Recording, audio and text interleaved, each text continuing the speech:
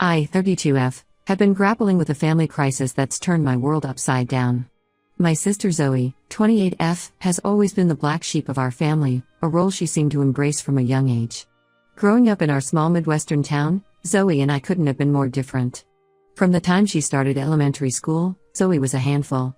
She'd come home with notes from teachers about disrupting class, refusing to do her work, or getting into fights with other kids. Our parents, hardworking middle-class folks, were at a loss. They tried everything: tutors, counselors, even a brief stint at a strict private school. Nothing seemed to work. I, on the other hand, was the quintessential good kid. I got straight A's, was involved in every extracurricular activity I could manage, and never gave our parents a moment's trouble. I remember feeling a mix of frustration and pity towards Zoe. I couldn't understand why she acted the way she did, but I also saw how much it hurt our parents.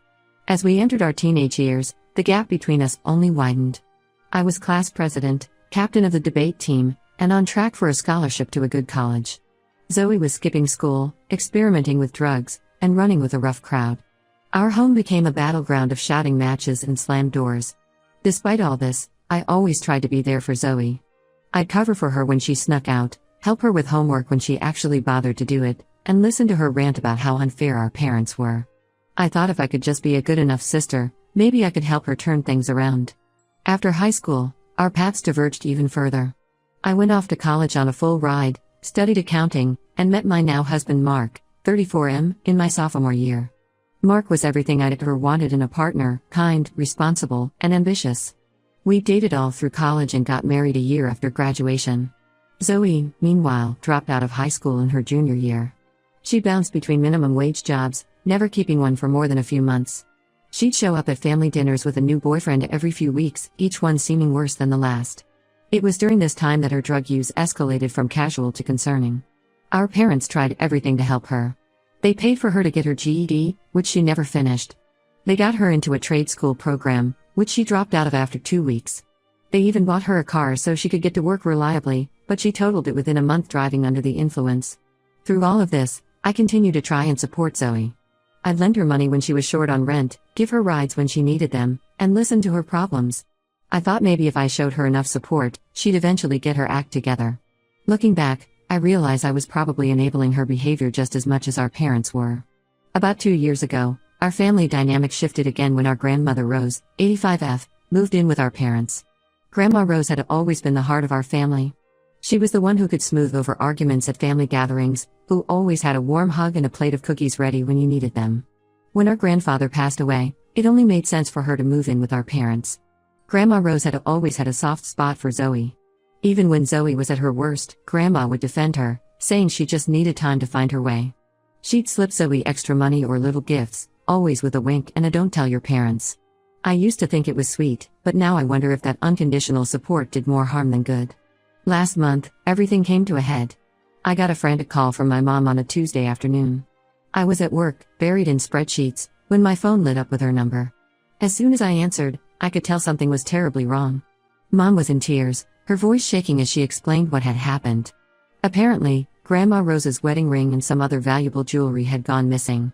At first, we all assumed Grandma had simply misplaced them. She'd been getting a bit forgetful lately, often putting things down and forgetting where she left them. But then my parents noticed cash missing from their wallets too. Small amounts at first, easy to overlook, but it added up over time. They didn't want to jump to conclusions, but suspicion naturally fell on Zoe. She'd been coming around more often lately, always conveniently when our parents were at work.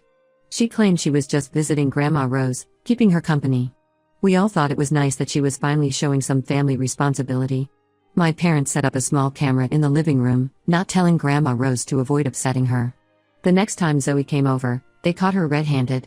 The footage showed her rifling through drawers, pocketing cash, and even taking Grandma's jewelry box right out of her bedroom while Grandma was napping. When confronted, Zoe broke down crying. She admitted she pawned the jewelry to pay off drug debts. She swore she was going to buy it back as soon as she could, that she never meant to hurt anyone. But the damage was done. I was furious. This wasn't just stealing, this was taking advantage of our sweet grandmother who'd never been anything but kind to her. It was a betrayal of the worst kind. My parents were devastated but still wanted to help Zoe. They offered to pay for rehab if she'd go, saying this could be the wake-up call she needed. Here's where I might be the asshole. I told my parents they were enabling Zoe's behavior and that she needed to face real consequences for once. I said I was done with her and wouldn't be bailing her out anymore. Then I blocked her number and on all social media. I even told my parents I wouldn't be coming around if Zoe was there. My parents think I'm being too harsh. They say Zoe needs our support now more than ever, that addiction is a disease and we can't abandon her. They keep bringing up how we've always been there for each other, how family should stick together no matter what. But I just can't get past what she did to Grandma Rose. It feels like a line has been crossed that can't be uncrossed. Am I the asshole for cutting my sister off? Should I be more understanding of her addiction? Or am I right to finally put my foot down after years of Zoe taking advantage of our family's generosity? I'm torn between my love for my sister and my anger at what she's done. Part of me hopes this will be the push she needs to finally get her life together. But another part of me is just tired of the drama, tired of the disappointment, tired of always having to be the responsible one. For now, I'm standing firm in my decision. But I can't help wondering if I'm making the right choice. The thought of never speaking to my sister again breaks my heart, but I don't know how I can ever trust her after this. I feel like I'm mourning the loss of the sister I always hoped Zoe would become, the one I've been waiting for all these years. Update 1. It's been about a month since my last post, and I want to thank everyone for their supportive comments. Reading them has helped me feel less guilty about my decision to cut Zoe off, even as the situation has continued to evolve in ways I never expected. After much debate and against my advice, my parents ended up paying for Zoe to go to a 30-day rehab program. It was an expensive facility in a neighboring state, known for its high success rate and holistic approach to addiction treatment. I still thought this was enabling her, but I kept my opinions to myself. I made it clear, however, that I wouldn't be involved in her recovery process. This caused some tension with my parents, but I stood my ground. The day Zoe left for rehab was emotional. Our parents drove her to the facility, and I reluctantly agreed to be there to see her off. Zoe was a mess, alternating between tearful apologies and angry outbursts. She begged me to forgive her, promising she'd make things right. I didn't say much, just wished her luck and reminded her that actions speak louder than words. For the first week, we got positive reports from the rehab center. Zoe was participating in group therapy, attending all her sessions, and seemed committed to the program. Our parents were cautiously optimistic, and I found myself hoping that maybe, just maybe, this time would be different. But about 2 weeks into Zoe's rehab stay, I got a call from my mom that shattered that fragile hope. Apparently, Zoe had run away from the facility in the middle of the night. She'd managed to steal another patient's phone and called her dealer to pick her up. The rehab center staff found drugs in her room during a routine check, so she was immediately expelled from the program. My parents were beside themselves. They'd already paid for the full 30 days and weren't getting a refund. Plus, they had no idea where Zoe was. I felt bad for them, but a part of me wasn't surprised at all. It was just another chapter in the long story of Zoe's self-destruction. For several days, we heard nothing from Zoe. My parents were frantic, calling hospitals and police stations, afraid she might have overdosed somewhere. I tried to stay detached, but I couldn't help worrying too. Despite everything, she was still my sister. Then, about a week after she'd run away from rehab, Zoe showed up at my doorstep. It was late, around 11 p.m., and I was getting ready for bed when I heard insistent knocking. I opened the door to find Zoe looking worse than I'd ever seen her, dirty, thin, with dark circles under her bloodshot eyes. She was clearly high, swaying on her feet and slurring her words. She begged me for money, saying she just needed enough for a bus ticket to go stay with a friend in another state and get clean. I knew it was all lies. I'd heard this story too many times before. I told her to leave and that I'd call the cops if she didn't. Zoe's demeanor changed instantly. She started screaming and crying, calling me a terrible sister and saying I never loved her. She accused me of always thinking I was better than her, of being happy to see her fail. It was awful, but I stayed firm. I repeated that she needed to leave, my hand hovering over my phone, ready to call 911. Eventually, she left, but not before kicking over the potted plant by my front door, scattering dirt all over my porch. As she stumbled away, I could hear her continuing to yell obscenities at me. I closed the door, leaned against it, and broke down in tears. It was the hardest thing I'd ever had to do. The next day, my parents called. They were furious with me for turning Zoe away. They said I should have at least let her stay the night and tried to talk some sense into her. But I know from experience that nothing gets through to her when she's high. I tried to explain this to them, but they weren't listening. They accused me of not caring about my sister, of being cold-hearted. This led to a huge argument. I finally let out all the frustration and resentment I'd been holding in for years. I told them how their constant enabling of Zoe had made things worse, how their refusal to set boundaries had allowed her behavior to escalate to this point. I reminded them of all the times they'd asked me to help Zoe, all the money and time I'd spent trying to bail her out of her messes. The conversation ended with my mom in tears and my dad angrily hanging up on me. We haven't spoken since, aside from a few terse text messages. It hurts, but I'm sticking to my decision to keep Zoe out of my life, at least until she truly commits to getting clean. It's been hard. There are moments when I second-guess myself, when I wonder if I'm being too harsh. But then I remember Grandma Rose's face when she realized her wedding ring was gone, the hurt and confusion in her eyes. I think about all the times Zoe has promised to change, only to fall back into her old patterns. I remind myself that sometimes love means setting hard boundaries, even when it hurts. For now, I'm focusing on my own life. Mark has been incredibly supportive through all of this, reminding me that I'm not responsible for Zoe's choices. We're talking about starting a family of our own soon, and I'm determined to create a stable, loving home without the chaos that's defined so much of my family life. I don't know what the future holds for Zoe or for my relationship with my parents. But I know I'm doing what's best for my own mental health and well-being. It's not easy, and sometimes I feel guilty, but I'm standing firm in my decision. Update 2. It's been about 3 months since my last update, and unfortunately, things have only gotten worse. Zoe's addiction has spiraled out of control, and she's been in and out of jail for petty crimes. Each time, our parents would bail her out, hoping this would be the time she'd hit rock bottom and decide to change. But it never was. Last month, things reached a new low. I got a call from my dad, his voice shaking with a mix of anger and despair. Zoe had broken into our parents' house while they were at work. She'd ransacked the place looking for valuables and cash. Thankfully, Grandma Rose wasn't home at the time. She was at a doctor's appointment with my mom. The scene my parents came home to was devastating. Drawers pulled out and emptied, furniture overturned, Grandma's china cabinet smashed. Zoe had taken anything of value she could find, jewelry, electronics, even the jar of spare change my dad kept in his office. But the worst part was that she'd stolen Grandma Rose's remaining jewelry, including a locket with a picture of our late grandfather. The police caught Zoe a few days later, trying to pawn some of our mom's jewelry at a local shop. The owner recognized the pieces from a description my parents had given when they filed the police report. Zoe is now facing serious charges for burglary and theft. My parents are heartbroken but have finally realized they can't keep enabling her behavior. They've decided to press charges and let the legal system run its course. It's been incredibly hard on them, especially my mom. She cries all the time and keeps asking where she went wrong as a parent. I've tried to assure her that this isn't her fault, that Zoe made her own choices, but I'm not sure she believes me. I've been trying to support my parents through this, but it's challenging. Our relationship is still strained from our argument after I turned Zoe away.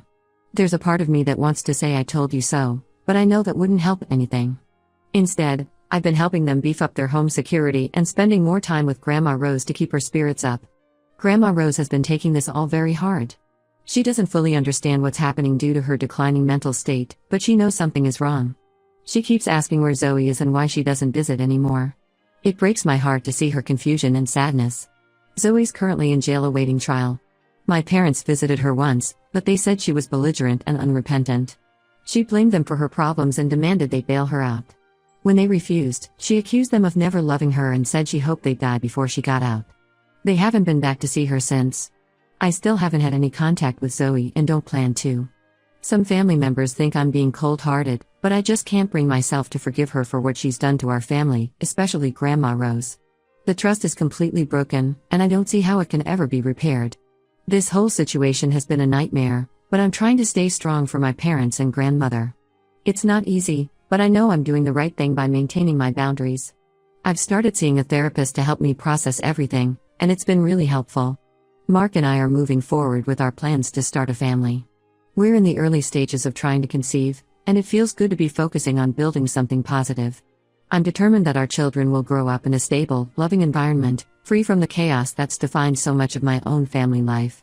As for Zoe, I hope she gets the help she needs in jail. But I'm not holding my breath for a miraculous turnaround. I've learned the hard way that change has to come from within, and Zoe doesn't seem ready or willing to do that work yet. For now, all I can do is focus on healing myself and supporting the family members who haven't betrayed our trust. Update 3. It's been 6 months since my last update, and I wanted to share some final thoughts on this whole ordeal. Zoe's trial happened last month. She was found guilty of burglary, theft, and drug possession. The judge sentenced her to 18 months in prison with mandatory drug counseling. My parents attended the trial, But I chose not to go. They said Zoe looked terrible, thin, sickly, with dark circles under her eyes. Apparently, she broke down crying when the sentence was read, begging the judge for leniency. But given her history of theft and drug use, the judge wasn't swayed. Since the sentencing, I've done a lot of thinking about my relationship with Zoe and my role in the family. I still believe I made the right choice in cutting her off, but I can't help feeling a deep sadness about how things turned out. This isn't the life I imagined for my little sister when we were kids, dreaming about our futures. Grandma Rosa's health has been declining rapidly since all this happened. The stress of the situation seems to have accelerated her dementia. It breaks my heart to see her confused and scared, often not recognizing family members. I try to visit her as much as I can, but it's hard seeing her like this. Sometimes she asks about Zoe, and we have to gently remind her what happened. Other times, she forgets Zoe exists entirely. I'm not sure which is worse. My parents are in therapy now, trying to work through their feelings of guilt and grief. They've apologized to me for not listening to my concerns about Zoe earlier. We're slowly rebuilding our relationship, but there's still tension there. I think they understand now why I had to set firm boundaries, but I can tell they still wish things could have turned out differently. As for me, I'm focusing on my own family and mental health. Mark and I are expecting our first child. I'm about 3 months pregnant. It's bittersweet, knowing that my child won't have an aunt in their life, at least not for the foreseeable future. But I'm determined to create a stable, drama-free home for our baby. I still think about Zoe sometimes and wonder if she'll ever truly change. Part of me hopes that this time in prison will be the wake-up call she needs. But I've hoped that so many times before, only to be disappointed. For now, I need to prioritize my own life and the family members who haven't betrayed our trust. This whole experience has taught me a lot about setting boundaries and the limits of family loyalty. It hasn't been easy, but I know I've grown stronger through it all. I've learned that sometimes the most loving thing you can do is to step away and let someone face the consequences of their actions. As I prepare for motherhood, I find myself reflecting on the kind of parent I want to be. I want to learn from my parents' mistakes without judging them too harshly. They did their best with Zoe, but I can see now how their desire to help sometimes turned into enabling. I'm determined to find a balance between support and accountability with my own children. For now, I'm taking things one day at a time. I'm excited about the future with my growing family, but I can't help feeling a twinge of sadness when I think about Zoe missing it all. Maybe someday, if she truly commits to changing her life, we can rebuild our relationship. But I'm not counting on it. Some bridges, once burned, can't be easily rebuilt. In the end, I have to believe that I've done the right thing for myself and my family. It's not the happy ending I would have chosen, but it's the reality I have to live with. All I can do now is move forward, cherish the family I have, and hope that somewhere down the line, Zoe finds her way to a better path.